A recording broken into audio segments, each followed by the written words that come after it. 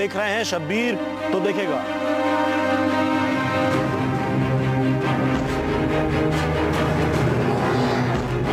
जमीन के कीड़े, तू मर जाता तू। क्या कहा था तूने मेरे शोहर को? हाँ? छोड़ मेरा गिरेबान। मैं तुझे छोड़ूंगी नहीं। ये उठा इसको। शब्बीर ने लैया में एक लड़की को देखा है जिसने जमींदार के बेटे को दोस्ती के नाम पर करारा जवाब दिया था। लड़की का इकदाम जमींदार के बेटे को पसंद नहीं आया। जर्री गुल दराती से फसल काट रही थी कि अचानक उसका हाथ मामूली सा जख्मी हो गया। जर्री ने फौरन दुपट्टे का एक टुकड़ा फाड़कर जख्म पर बांध लिया और दोबारा अपने काम में मसरूफ हो गई।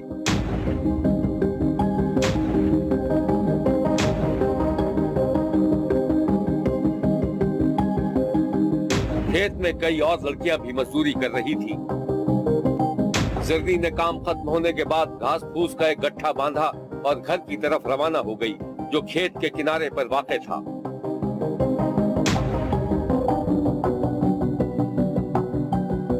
घर क्या था, एक कमरा और अहाते के नाम पर कच्ची ईंटों की दीवार। जर्री गुल के पीछे 2-3 मजदूर लड़कियां भी आ रही थी जो आपस में खुशगप्पियां कर रही थी। घर से जरा फासले पर नजर हुसैन नामी जमींदार के बेटे ने जर्री गुल को देख लिया था। लड़की, बात सुन। हाँ बोल, क्या बात है? कुछ बात करनी है तुझसे। बोल। अच्छी लगती है तू मुझे। चल चल, मुझे पता है तुझे तो गाँव की हर लड़की अच्छी लगती है। दोस्ती करेगी? फिर क्या होगा? ऐश करा दूंगा तेरे, रानी बना कर रखूंगा। अपना काम कर वरना अब्बा से शिकायत कर दूंगी तेरी। ठीक है, सोच ले ठंडे दिल से, नहीं तो जो प्यार से मान जाए तो ठीक है, नहीं तो छीन लेता हूँ। नजर हुसैन, इंसान का बच्चा बन, औरतों की इज्जत करना सीख। चल हट।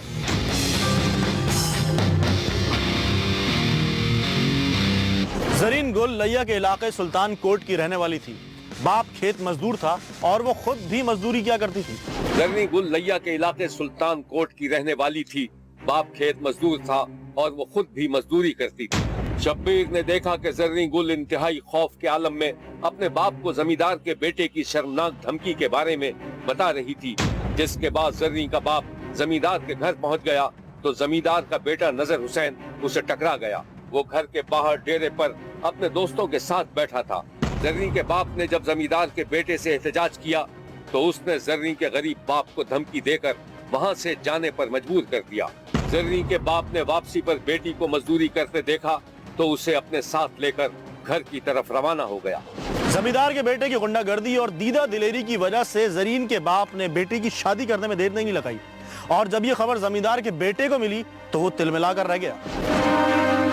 एक दिन शब्बीर ने देखा कि जर्री का मजदूर शौहर साइकिल पर सामान लादे गांव वापस आ रहा था कि पीछे से नजर हुसैन मोटरसाइकिल पर आ गया और जर्री के शौहर की साइकिल को ऐसी साइड मारी कि जर्री का शौहर साइकिल से गिर पड़ा और उसका सामान बिखर गया।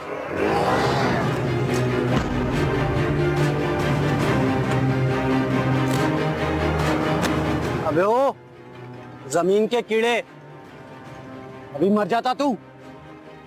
शायद तूने मारी है। बता क्या चाहता है भाई? तुझको जरीन से शादी बहुत महंगी पड़ेगी। होश में तो है? अगर तूने मेरी बीवी का दोबारा नाम लिया ना तो यही जमीन में गाड़ दूंगा। बड़ा गैरतमंद निकला तू तो। जाके पूछ अपनी बीवी से कि शादी से पहले क्या शादी से पहले? छोड़, तुझे बताने का कोई फायदा नहीं। छोड़, जा घर जा। चल चल।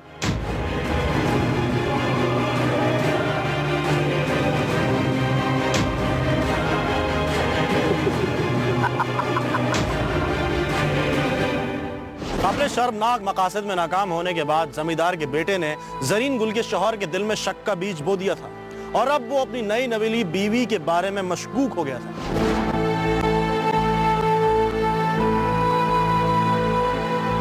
इस वाक़े के बाद शब्बीर ने देखा कि जर्री गुल पानी के लिए हैंड पंप चला रही थी कि इस दौरान उसका पांव फिसल गया और वो गिर पड़ी। करीबी पलंग पर बैठे हुए उसके शौहर ने यह मंजर देखकर अपना मुंह मोड़ लिया। जर्री जमीन से उठी और पलटकर अपने शौहर की तरफ आ गई।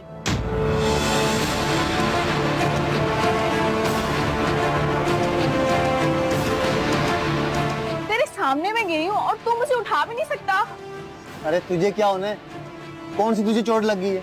ये देख मेरी टांग पे चोट लगी है। कुछ नहीं हुआ, ठीक हो जाएगी। बात सुन, तू आजकल कुछ ज्यादा ही गैर नहीं हो गया? ना तो तू कौन सी अपनी अपनी लग रही है, हैं? अच्छा बता मैंने क्या किया है? नजर ने मुझे सब कुछ बता दिया। सब कुछ बता दिया? क्या बता दिया? क्या कहा है उस गुंडे ने? बस रहने दे, मुझे तो दाल में पहले कुछ काला लग रहा था।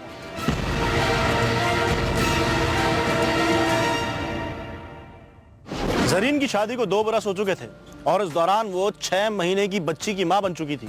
जमींदार के बेटे ने जरीन के शौहर के दिल में जो शक का बीज बो दिया था, उसकी वजह से जरीन का शौहर बीवी से बददिल हो गया था, मगर वो मसलिहतन खामोश था। जरीन का बस चलता तो जमींदार के गुंडे लड़के को गोली मार देती, क्योंकि उसकी वजह से जरीन की इज़्दिवाजी जिंदगी तबाह हो रही थी। एक दिन शब्बीर ने देखा कि जरनी इंतहाई तैश के आलम में जमींदार के डेरे की तरफ जा रही थी। शायद वो कोई फैसला करके निकली थी। एक कमजोर सी गरीब लड़की अपनी इज्जत पर हर्फ आने के बाद भूखी शेरनी में तब्दील हो गई थी।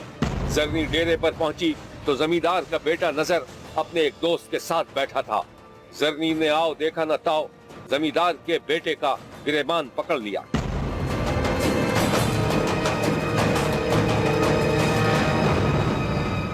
क्या कहा था तूने मेरे शौहर को? हाँ, क्या कहा था तूने मेरे शौहर को? बोल, क्या कहा था तूने मेरे शौहर को? छोड़ मेरा गिरेबान। मैं तुझे छोड़ूंगी नहीं। चोर, हुंडे, मवाली, क्या कहा था मेरे शौहर को? ये हिम्मत, उठा इसको। जरनी को तैश के आलम में देखकर जमींदार के बेटे ने जरनी को जोर से धक्का देकर जमीन पर गिरा दिया। अभी जमींदार के बेटे के साथी जरनी की तरफ बढ़े ही थे कि पीछे से एक कड़कदार आवाज सुनाई दी। ये आवाज उसके शौहर की थी। जरीन तू यहाँ? मैंने कहा था ना तुझसे, तेरी गैर मौजूदगी में ये मेरे पास वक्त गुजारने आता। जा, ले जा इसे। वैसे भी अब ये मेरे किसी काम की नहीं रही। झूठ बोल रही है, मैं इसे छोड़ूंगी नहीं। गुंडा है ये। ले जा इसे। जरीन का शौहर अपनी बीवी को घसीटता हुआ घर ले गया। अब शौहर की नजर में जरीन एक बदकार औरत हो चुकी थी। एक रात शब्बीर ने देखा कि जरनी अपनी 6 माह की बच्ची के साथ आंगन में सो रही थी कि रात के अंधेरे में एक शख्स दबे पांव आंगन में दाखिल हुआ। फिर शब्बीर ने देखा कि उस शख्स ने इंतहाई इत्मीनान से एक बोतल का ढक्कन खोला और बोतल में मौजूद महलूल जरनी के चेहरे पर डाल दिया। ये तेजाब था जिससे जरनी का चेहरा झुलस गया था। जरीन के चेहरे पर तेजाब फेंकने वाला कौन था? उसका शौहर या जमींदार का बेटा नजर हुसैन? तफसीलात जान सकेंगे आप, लेकिन एक ब्रेक के बाद।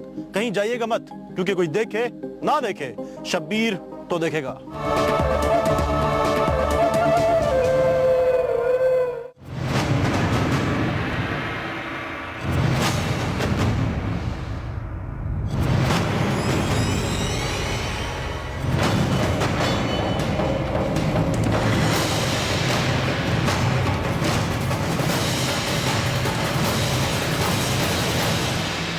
हुआ यह था कि जमींदार के बदकिमाश बेटे नजर हुसैन ने अपने मजमूम इरादों में नाकामी के बाद जरीन के शौहर को उसके खिलाफ भड़काने की कोशिश की थी और फिर एक रात जरीन के चेहरे पर तेजाब फेंककर उसके शौहर को फंसाने की कोशिश की थी, लेकिन पुलिस ने फौरी तौर पर मामले की गुत्थी सुलझा ली थी। नजर हुसैन को गिरफ्तार करके मुकदमा चलाया गया। उधर जमींदार के बेटे की हकीकत खुलने पर जरीन के शौहर को अपनी बीवी की बेगुनाही का इल्म हो गया था और अब वो बीवी का चेहरा बुरी तरह झुलस जाने के बाद उसने अहद कर लिया था कि वो जिंदगी भर अपनी बीवी की खिदमत करेगा।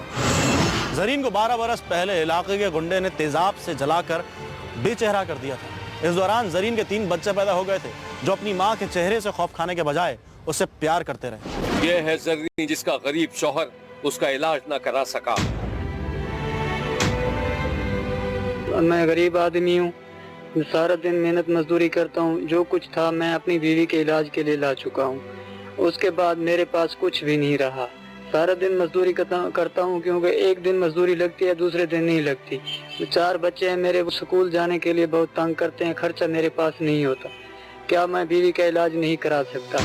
वो सजा तो भुगत रहा है। वो हमको जो है ना पूरी जिंदगी के लिए सजा दे रहे हैं, क्योंकि हमारी बीवी ऐसी है, हम इसके साथ छोड़ के कहीं नहीं जा सकते। अपील हमारी ये है, मुल्जिम को सख्त सख्त सजा दी जाए और हमारी यही अपील है, इसका कोई अच्छा इलाज कराया जाए, इसकी बीनाई वापस आ जाए और हमारे कोई माली इमदाद कर दें तो आपकी मेहरबानी होगी। इलाज न होने के बावजूद जर्नी ने हिम्मत नहीं हारी और वो बच्चों की परवरिश करती रही। यह है वो हकीकी मनाजिर जब शब्बीर ने देखा था कि जर्नी अपने बच्चों के साथ मिलकर काम कर रही थी। जालिम जमींदार के बेटे ने न सिर्फ जर्नी का चेहरा छीन लिया था बल्कि उसकी बीनाई भी जाया कर दी थी। जर्नी के शौहर और उसके बच्चों ने उसे इतनी मोहब्बत दी कि जर्नी अपने दुख भूल गई। इस छोटे से कच्चे बेदीवार अहाते में जर्नी अपने बच्चों की मोहब्बत की खुशबू से जिंदा है। वो अब भी उनके लिए आटा गूंथती है, बच्चों के काम काज करती है, उन्हें बेख्तियार चूमती है और बच्चे भी अपनी माँ को एहसास नहीं होने देते कि उनकी माँ बज़ाहिर बेचेहरा हो चुकी है। शब्बीर ने जब जर्नी से बात की तो उसकी आवाज में दुख था, बेबसी थी और वो इंसाफ मांग रही थी। कुछ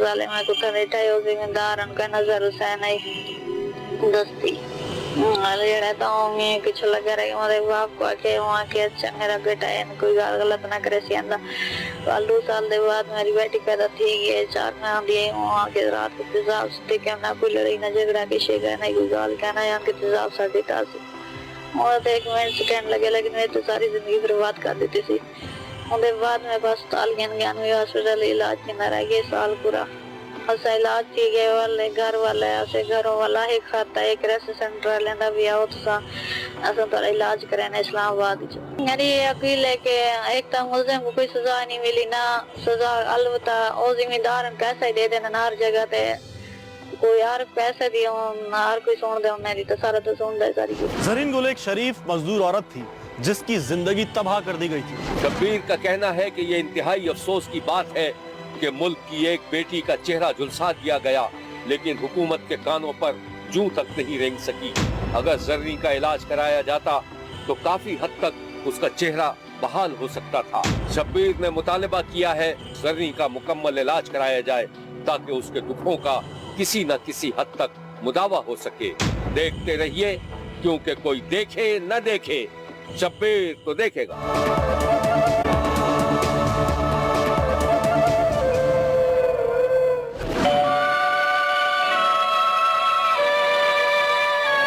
हम चले इस जहां से दिल उठ गया यहाँ से उन्हें दे दो खबर मर चले हम मगर ले चले याद उनके यहाँ से हम चले इस जहां से।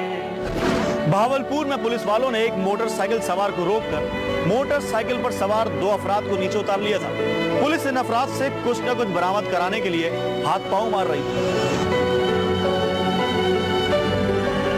असलम दोपहर का खाना खाने के लिए खेतों से घर आ रहा था कि रास्ते में कुछ बच्चे खेलते नजर आ गए। असलम ने बच्चों को प्यार से देखा और फिर आगे बढ़ गया।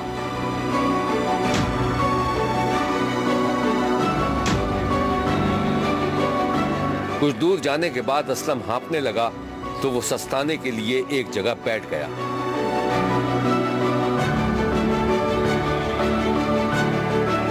बच्चों ने पलटकर देखा तो उनकी समझ में कुछ नहीं आया। वो खेल छोड़कर असलम के करीब आ गए और उसे गौर से देखने लगे। असलम अपनी सांसें दुरुस्त कर रहा था। उसने हाथ के इशारे से बच्चों को सामने से हटने के लिए कहा और अब उसने बैठे बैठे अपने पांव भी फैला दिए ताकि ठीक से सांस ले सके। इस दौरान उसने अपनी कमीज के बटन भी खोल दिए थे और गहरी गहरी सांस लेने लगा था। बच्चे असलम को हैरानी से देखते हुए आगे बढ़ गए। एक बच्चा दौड़ता हुआ असलम के घर पहुंच गया। घर में मौजूद एक शख्स को, जो शायद असलम का रिश्तेदार या भाई था, बच्चे ने असलम के बारे में बता दिया, जिस पर उस शख्स ने जल्दी से पानी की बोतल उठाई और तेजी से बच्चे की बताई हुई जगह की तरफ दौड़ने लगा। बच्चा भी कुछ देर तक उस शख्स को जाते देखता रहा और फिर खेल कूद में मसरूफ हो गया। वो शख्स असलम के पास पहुंचा तो उस वक्त तक असलम की सांस बहाल हो चुकी थी और वो अपनी जगह से उठ रहा था। असलम क्या हुआ तेरे को? वो कुछ नहीं हुआ यार, वही रोज का मामला। तो खाना खाने घर जा रहा था, सांस भूल गई। अब कैसी है तबीयत तेरी? तो हाँ अब ठीक हूँ मैं। चल मैं तुझे डॉक्टर के पास ले चलूं। वो पागल हो गया है कि वो कुछ नहीं हुआ मुझे, बस जरा आंखों के आगे अंधेरा आ गया। तो मुझे डॉक्टर ने कहा तेरा दिल बहुत कमज़ोर है और तुझे इलाज की ज़रूरत है, चल मैं तुझे डॉक्टर के पास ले चलूँ। तो इधर खाना खाने के पैसे नहीं, तो तुझे इलाज की लगी है ना किया कर मेरी फिक्र। अच्छा ये बता रोटी पक गई है? और रोटी को छोड़, रोटी पक गई है, तू पानी पी ले, थोड़ा सा पानी पी ले। चलिए ठीक है।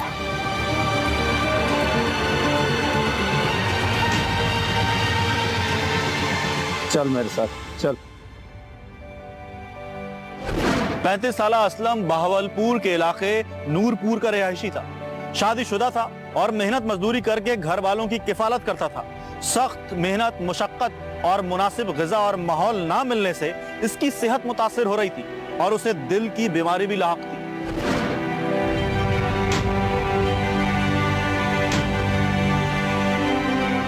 एक दिन शब्बीर ने देखा कि असलम घर में बेचैनी से टहल रहा था। इस दौरान उसने खिड़कियां खोली तो बाहर चांदनी चटकी हुई थी। असलम खिड़की के पास आकर खड़ा हो गया और गहरे गहरे सांस लेने लगा।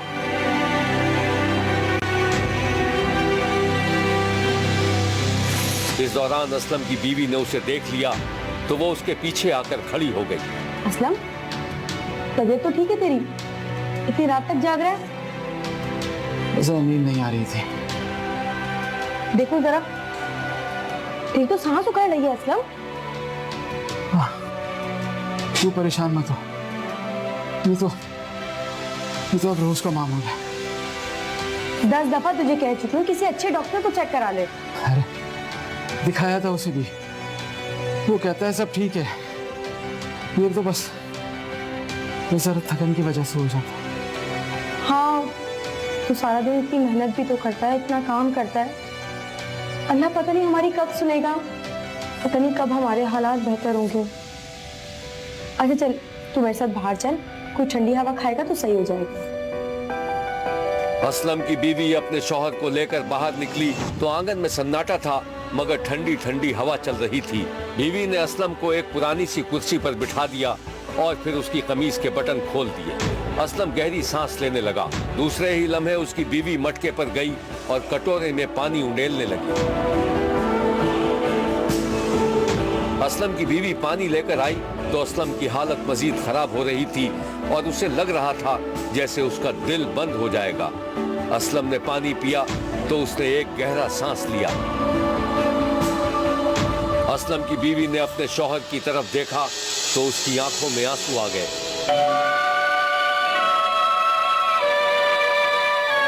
हम चले इस जहां से, दिल उठ गया यहाँ से। उन्हें दे दो खबर, मर चले हम मगर ले चले याद उनके यहाँ से। हम चले इस जहां से। असलम की हालत रोज बरोज बिगड़ती जा रही थी, लेकिन वो इलाज मुआलजे की तो ना सकत रखता था और ना ही उसने इस बीमारी को समझा। लेकिन एक दिन उसे लेने के देने पड़ गए। असलम घर से निकलकर खेतों में काम करने जा रहा था कि पीछे से एक मोटरसाइकिल आ रही थी। ये असलम का रिश्तेदार था। हाँ भाई असलम, कैसी तबीयत है तेरी? हाँ भाई, अल्लाह का करम है, अब बेहतर है। बस जरा रात को गड़बड़ हो गई थी। इतनी धूप में काम करने जा रहा है, अपनी सेहत का थोड़ा ख्याल किया कर। और कुछ नहीं होता, मुझे कर लूंगा मैं।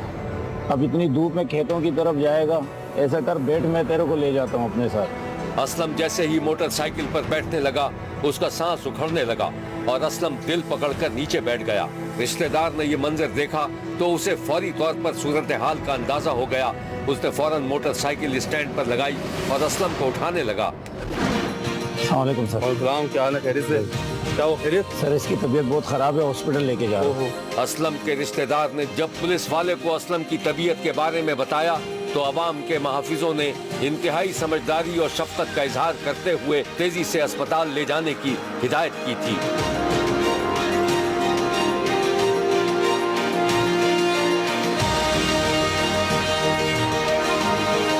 इस कहानी की मजीद तफसीलात हम आपको दिखाएंगे, लेकिन एक ब्रेक के बाद।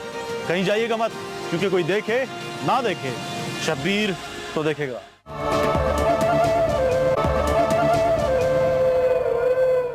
इतनी धूप में काम करने जा रहा है, अपनी सेहत का थोड़ा ख्याल किया कर।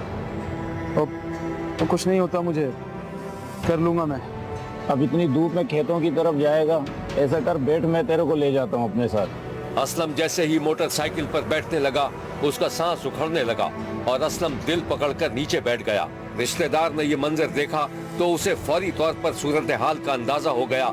उसने फौरन मोटरसाइकिल स्टैंड पर लगाई और असलम को उठाने लगा। रिश्तेदार ने करीब से गुजरने वाले एक शख्स को आवाज देकर बुला लिया, फिर असलम को सहारा देकर मोटरसाइकिल पर बिठा लिया। घबरा मत, पकड़ना।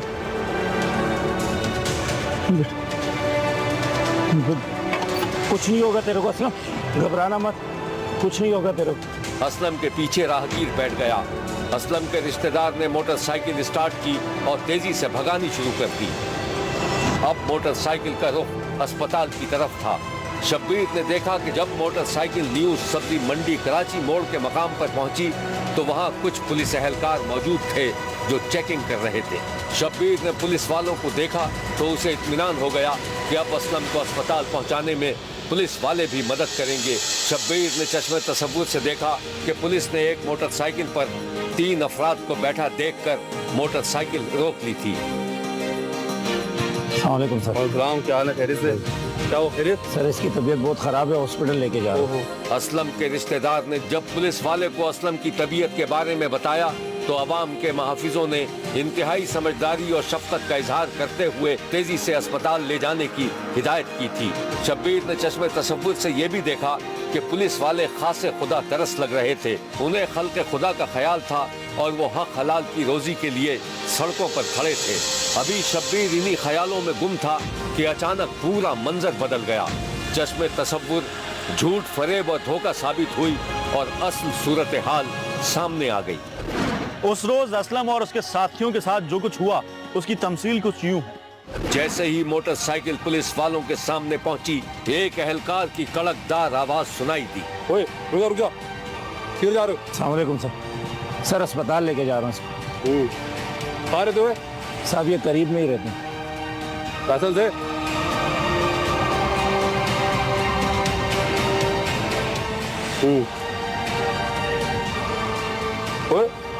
ओए मुझे तो गाड़ी चोरी की लगती है।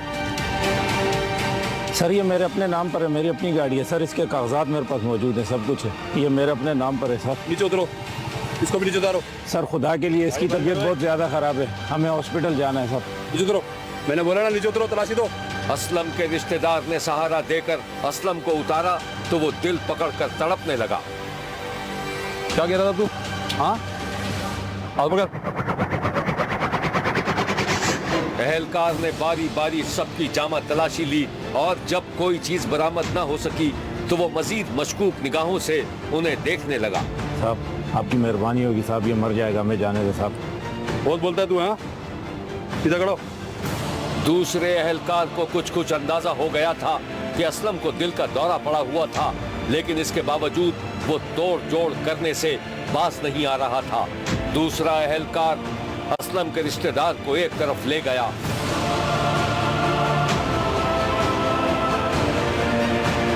ओए देख, यही मामला खत्म कर ले, ये तो थाने जाएगा, मसला हो जाएगा तेरे लिए। लेकिन सर हमारा कसूर क्या है? मेरे पास तो पैसे वैसे भी नहीं है। ओए क्यों मुसीबत में पड़ रहा है तू? पैसे नहीं है तो घर से मंगा ले, साहब गुस्से में है। सर आपकी मेहरबानी होगी साहब, मेरा कज़न मर जाएगा साहब, मेहरबानी होगी आपकी अगर जाने दोगे। शब्बीर को मालूम हुआ है कि ड्यूटी पर मौजूद रिश्वतखोर पुलिस अफसरों ने इखलाकियात की तमाम हदें पार कर ली थी। मुबैना तौर पर 1.5 घंटे तक जोड़ तोड़ की कोशिश करते रहे, लेकिन इस दौरान असलम की सांस दबने लगी। शब्बीर ने देखा कि रिश्वत की वसूली में नाकामी और असलम की हालत का अंदाजा लगाने के बाद बदउन्वान काली भेड़ों ने नाक भाव चढ़ाकर असलम के रिश्तेदार को जाने की इजाजत दे दी। और जैसे ही असलम के रिश्तेदार और मोटरसाइकिल के तीसरे आदमी ने असलम को दोबारा मोटरसाइकिल पर बिठाने की कोशिश की तो असलम ने एक बार आंख खोलकर चारों तरफ हसरत से देखा और फिर हमेशा के लिए आंखें बंद कर ली।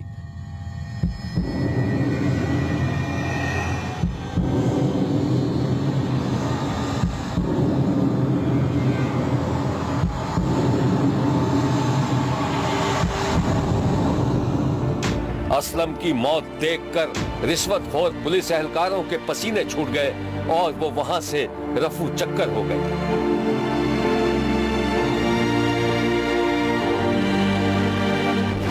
बदउन्वान रिश्वतखोर पुलिस वालों की जुल्म की ये दास्तान यही खत्म नहीं हुई, बल्कि अब उनके अफसर भी मैदान में उतर आए थे।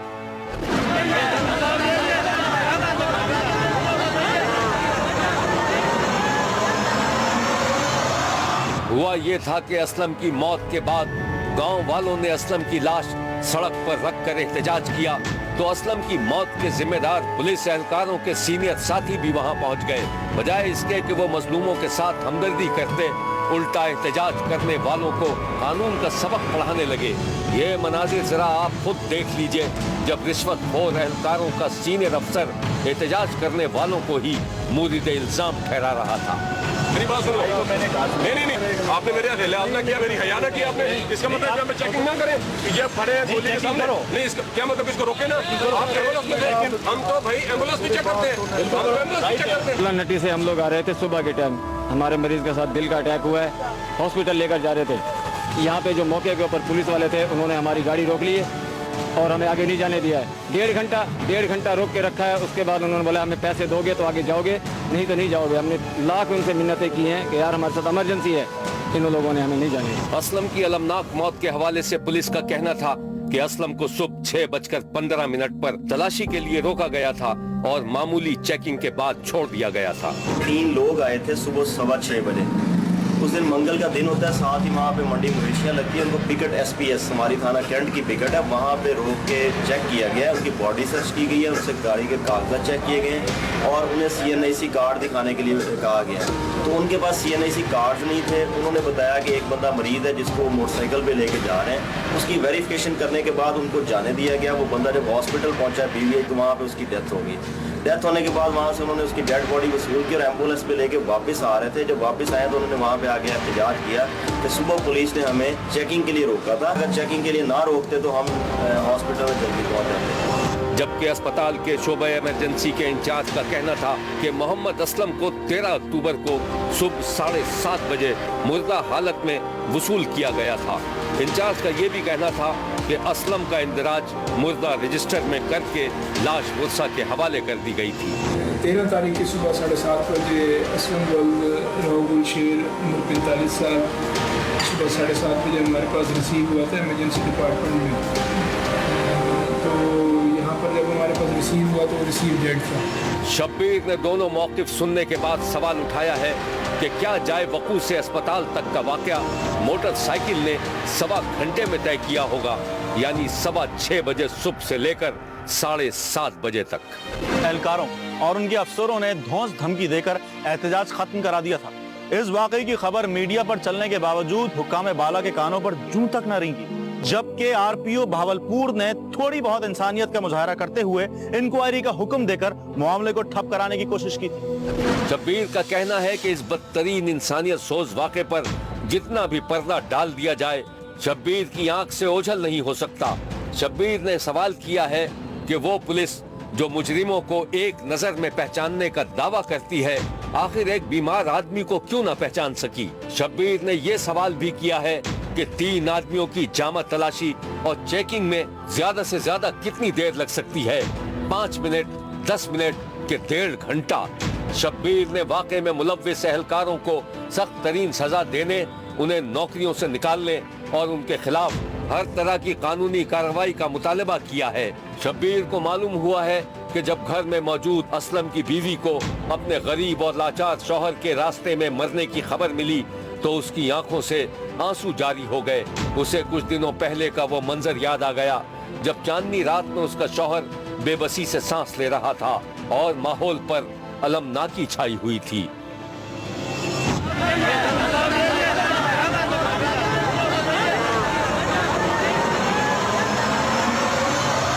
इसका मतलब क्या चेकिंग ना करें? क्या मतलब इसको रोके ना? हम तो भाई एम्बुलेंस भी चेक करते हैं। यहाँ पे जो मौके के ऊपर पुलिस वाले थे, उन्होंने हमारी गाड़ी रोक ली है और हमें आगे नहीं जाने दिया है। उसकी वेरिफिकेशन करने के बाद उनको जाने दिया गया। वो बंदा जब हॉस्पिटल पहुंचा PVI, तो वहाँ पे उसकी डेथ हो गई। तो यहाँ पर जब हमारे पास रिसीव हुआ तो रिसीव डेट था।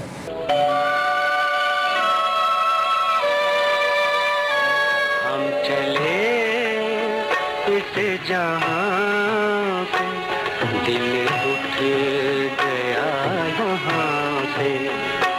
उन्हें दे दो खबर, मर चले हम मगर, ले चले याद उनके यहाँ से, हम चले इस जहां से। शब्बीर का कहना है कि वो देख रहा है और मुसलसल देखता रहेगा। मुल्क भर से मजीद कहानियों और उनकी तफसीलात के साथ फिर मुलाकात होगी। देखना ना भूलिएगा, क्योंकि कोई देखे ना देखे, शब्बीर तो देखेगा।